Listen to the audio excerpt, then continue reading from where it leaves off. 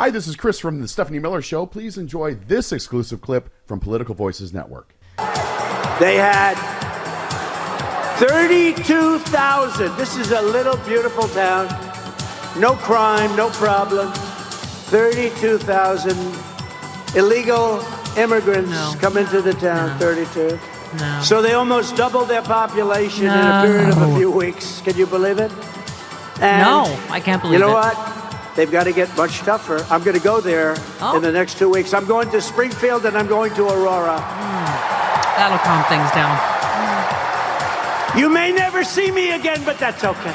Got to do what I got to do. Oh, God, you're so tough. Whatever happened to Trump? Well, he never got out of Springfield. Do you feel like you're physically going to vomit sometimes when you... I could have gotten you more sound bites. No, thank you so much, though. I really appreciate everything you've done for me so far. Okay, so that's a lie, as we mentioned earlier. He's pulled that number directly from his ass. Yep. They're there legally. They were asked to come to work. Yep. And I don't know where the 32,000 came from his ginormous ass. I think so. We're all tired. I love that we still think we should hear Trump mention numbers and trust that they are even in the realm of what is remotely possibly true. And this is a guy who, in answering questions about childcare, was like, "Oh, we're gonna have trillions of dollars coming in, the billions and also the trillions." I mean, at some point we have to agree that he just doesn't know what he's talking about. But Carl, it's worse than that. And I know we have this discussion every day, and we had it every day with Eric Boehlert. I don't. Do you have some advice for the media? Because we are at such a critical juncture, literally, in our democracy. And the thing you said, that was how many news cycles ago? He says something insane every day, delusional. Yep. The crowd was going crazy in the debate. And they believe him. Any one thing Biden would have said 1/10 of it, he would have been out sooner. The media would have, right? I mean, been at the White House with torches. You know, just as an example, the New York Times had a headline. I think Jameson Foger pointed it out. It said something along the lines of, here's how Trump exaggerated and misled on Springfield. It's like, okay, you couldn't just say he lied repeatedly? Yeah. No, they still There's no can't say exaggeration. it. And they still can't say that he's obviously unwell and unfit and in cognitive decline. And anything we would say, if any one of us that was a family member of ours, right? Mm-hmm. I mean, it's just, and it's just like I say, it's the doubling and tripling and quadrupling down on the lies, and he makes everyone else do it. J.D. Vance, Sarah Huckabee, he makes everybody be a bully with him, right? Yeah, they think the only way that they can stay in his good graces and in the good graces of the 30 to 45% of the party that will do whatever he says, is to act just like him. That's how J.D. Vance ended up on the ticket. The one part Sarah Huckabee Sanders thinks she's auditioning against J.D. Vance for 4 years from now. Yeah. Well, I mean, the one thing that gives me, there's always a sliver of hope in every story, and then the Miss Sassy story. Mm-hmm. The thing that gives me hope is the Trumper lady that reported it and said a Haitian took my cat, apologized. Mm-hmm. Said, I'm sorry, the cat was in the basement, apologized to her Haitian neighbor. You know, there's got to be, I don't know what percentage of us is still decent, but there's got to be enough of us to keep the country we love. I think there are. I also think that the people who are, look, at this point, Trump is not pursuing a strategy of winning over new voters. These issues that keep erupting from him, and that's what they do is erupt, are not designed to win people over. They're designed to harden the resolve of his base, to make them more motivated to turn out because they're afraid of something happening. And so that's what his focus is. You look at the Harris and Walz rallies, and they're talking about the issues that not only excite Democrats, but they're designed to win people over. I give them so much credit, Carl. I can tell you're speaking in your former role as a campaign strategist that God bless her and Coach Walz for just, you're right, head down, running a campaign as if it's normal, talking to the people. When you're running against this crazy, like how much can you react to this crazy and these obvious lies, right? I mean, it just, I'm not sure to what if you were, what's the word, advising them, like, what would you say? Do you only, react to the really most despicable, biggest lies, racist lies, or do you react to all of it? Do you react to none of it? Well, I think they're doing the right thing, which is reacting to little of it. There's plenty of people Right. out there reacting. If you look at their email list, it's not just fundraising appeals, right? It's also appeals to get people out there volunteering for the campaign. And I was talking to somebody the other day about, what is, ultimately causing the Harris campaign to kind of have a slow but steady surge in the polls. Yeah. And it's not just how they're executing the campaign. And it kind of ties back to this whole notion that if you're not too tired to wake up on the day after the election, you didn't work hard enough. The reason that the polling is looking better and better in different ways is because of how they're disciplined in executing their campaign, but it's also because of all of us, right? We are staying focused. We are knocking doors. We are making phone calls. We are donating money. All of that together is what's going to win this in November. If any one piece of that starts to fall apart, if any one of us takes our foot off the gas, that's when we start to get worried. Yeah. Speaking of which, Chris, who said action is the antidote to despair?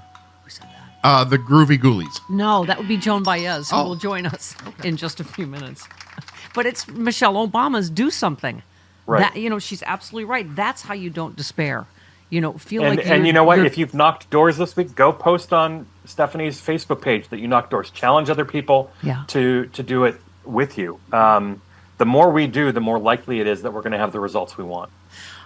Speaking of you brought up the polling, new Quinnipiac swing state poll, Pennsylvania, Harris 51, Trump 45%, Michigan, Harris 50, Trump 45, Wisconsin, Harris 48, Trump 47. Let's go, Wisconsin. Yep. Yeah, Do not make me pull this car over and come back to Madison. I will take back your cheese head. I will take back those cheese curds. I'm not kidding. So that is all good news. I mean, but that's the thing. I think we're all look, we're not gonna understandably know- terrified. We're like, okay, that's Yeah, of good, but course. yeah. It's a bit like, every twist and turn. And, I saw some interesting analysis. And one thing we've talked about extensively is this idea that polling has underestimated Democrats since Dobbs, right?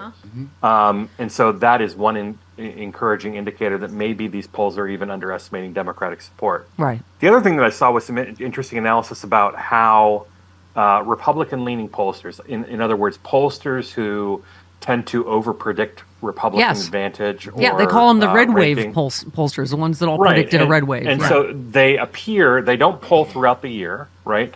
They appear in the closing months of an election cycle. And because of their polls, they skew the polling averages that you see on places like Real Clear Politics and others that are just doing straight up averages. I just rather quoted than other. Simon Rosenberg on that yesterday, Carl. Yeah. You're absolutely right. Yeah. I think that's exactly who I was talking about. And, I think all of these things matter, but they shouldn't make you feel confident, right? Like, it should make us know that we're all doing the right thing.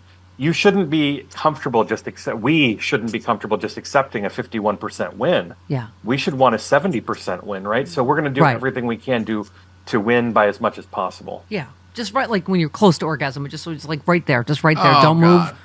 move. Just the right spot between just fear and happiness. Just right there. Just stay there till, okay. Don't move. Don't say anything. Don't move. Carl, so where was I?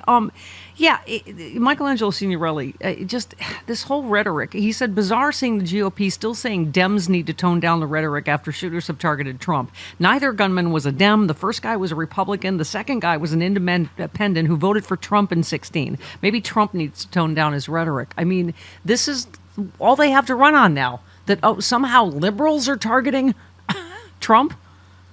Yeah.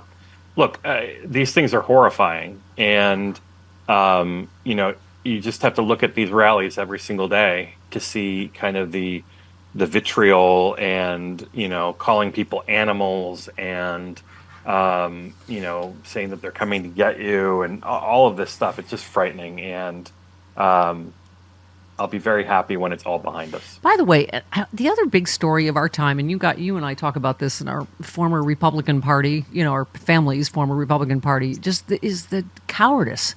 And our UPS driver that just called before the break, it makes it. First of all, Trump it cannot be said enough times, is a scab. He's an anti-union scab.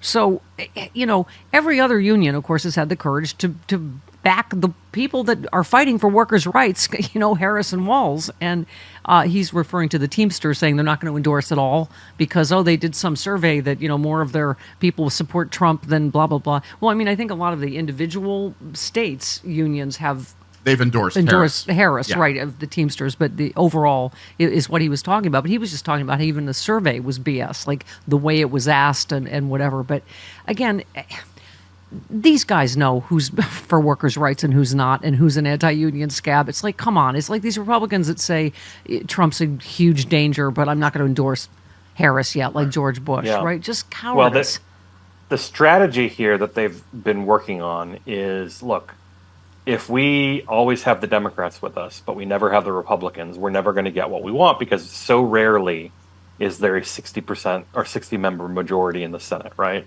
And so their calculus is probably, well, if we flirt with Republicans and maybe get some of them to agree with us, we can get closer to 60 votes. Here's the secret, though. They will never let them have what they want. They just will never let it happen. So all of it is not worth going on the date. You're never going to get what you want out of this. This is one of the more conservative unions, but it's nonetheless disappointing, especially given how much Biden and Harris have done for this union in particular. Mm-hmm. Yeah, absolutely. One last one. Good God above threads. Thou shalt not be furious that inflation and interest rates have gone down and pretend you want what's best for your country. I mean, that's the other whole theme of this campaign is them just actively rooting against America and, talking America, as Governor Shapiro says, right? And that's the one thing I'm happy to see in polling is finally that's turning around because we keep saying, in what universe is Trump better for the economy? Right? Well, that's the thing. It's like voters are not looking at macro level stuff to tell them how to feel, right? They're looking at how the economy impacts them. Yes. And so they hear inflation going down, but they're like, but my groceries are so expensive. Right. But in recent weeks, we've seen grocery prices coming down. We've seen gas prices coming down. We've seen heating and electrical prices going down. And so all of these metrics that people feel personally that they are impacted by are moving in the right direction. And yesterday, interest rates are coming down. Right. Yeah. That's when the macro level stuff becomes the micro things that they feel. And by the way, more of this, please. I love this on CNN.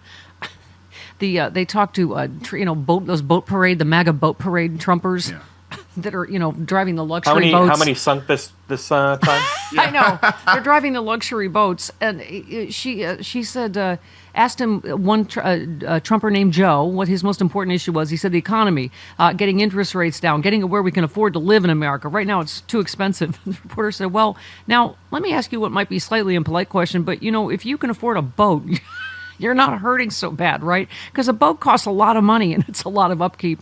And he just snapped, no, listen, nobody gave me, I got everything, I earned everything I've got.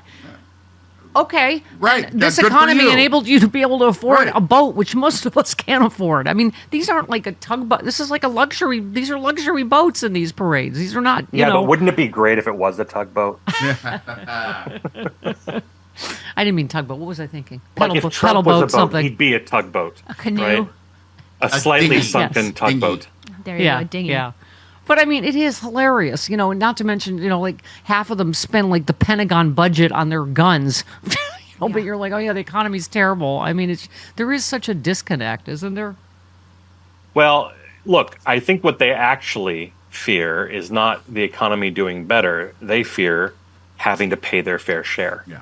Right, and he's saying nobody gave me. Well, we're not saying let's give boats to everybody. We're like, good for you if you earned that. This economy enabled you to earn that, right? Yeah, I don't know how they made their money, but I'll tell you what, taxpayers paid for the infrastructure that made any business There you go. successful. Yep. And so, along with the ingenuity of their workers and everybody involved. And so, look, every day on the campaign trail, Kamala Harris and Tim Walz are talking about making life more affordable for everyday people and making sure that billionaires and corporations pay their fair share. The pay their fair share part is the part that these people don't want. There's no denying it. The vibes are really good right now. But vibes alone won't save our democracy. We need votes. At the Grassroots Democrats HQ, we know what it takes to win elections. Knocking doors, making calls, sending texts, and writing postcards. If we're going to elect Kamala Harris and Tim Walz and give them the Democratic Congress to pass their agenda, then we need to roll up our sleeves and talk to a record number of voters between now and November 5th. But let's be clear, we can't do it without you. So, are you ready to work? This is a fight for freedom and our future, and everything is at stake. Don't wake up on November 6th wishing you had done more. Join us. Go to grassrootsdems.org today to sign up to volunteer, and let's go win this thing.